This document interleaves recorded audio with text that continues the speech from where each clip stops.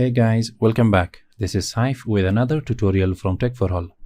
In this tutorial, I will show you guys how to enable the new tabs and Mica effect in Microsoft Edge browser on Windows 10 and Windows 11. Let's start. First of all, open Microsoft Edge, then click on three dots and then go to Settings. Point to be noted that your Microsoft Edge should be up to date, or at least the version should be 102. Now click on the address bar and then edit the settings, and instead of settings write down flags.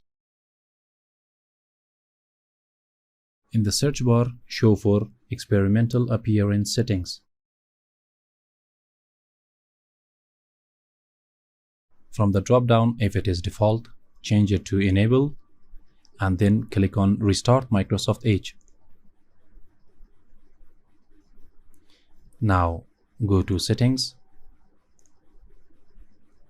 and then go to Appearance tab, and now you can enable the Show Windows 11 visual effects in title bar and toolbar. It is currently the preview version and it might have some performance issues.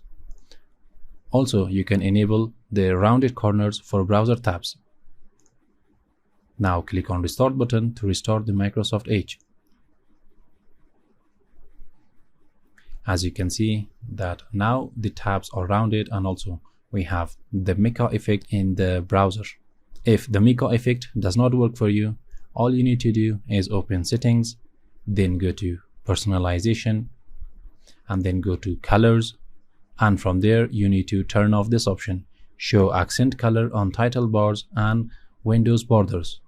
If this option is turned on and you have a color which will be shown on the title bar and window bar, you will not be able to see the Mica effect.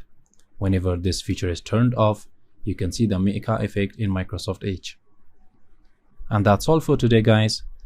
Thumbs up if you like the video, and don't forget to subscribe to our YouTube channel. I will catch you very soon with another tutorial. Till then, have a nice time.